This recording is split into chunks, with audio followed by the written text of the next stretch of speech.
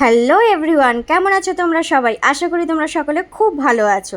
আবার একটা mini blog নিয়ে চলে এসেছি তোমাদের কাছে। তো দেখো, আমি সকাল সকাল ডিম পাউরুটি করতে চলে এসেছি।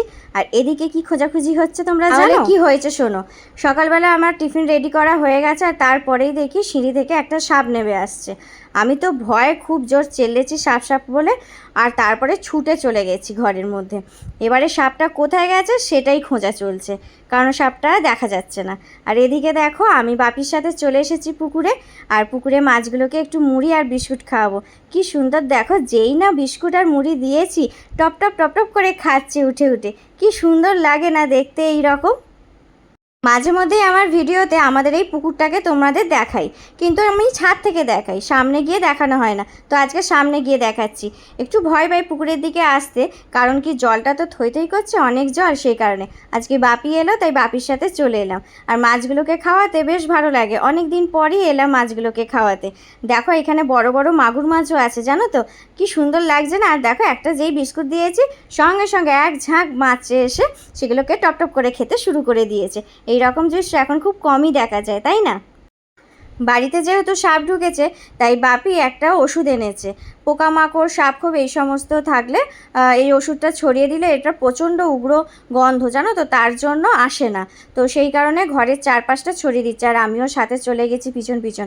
কারণ কি, সাপটাকে তো দেখতে পাওয়া যায়নি, কোথায় এখন রয়েছে লুকিয়ে, সেই কারণে পিছন পিছন চলে গেছি। আর এই সোনাটা ভাবছে যে কি কাজকর্ম করছে এরা, তাই হাঁ করে দেখছে।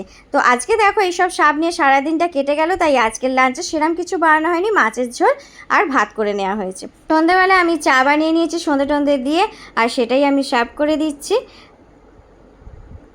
এদিকে রুটি করছি, আর তোমাদের দাদা ভাই একটু আলু ভেজে দিচ্ছে, মানে আলু ভেজে দিচ্ছে না, একটু নেড়ে দিচ্ছে, কারণ একা হাতে সবটা করতে একটু প্রবলেম হয়।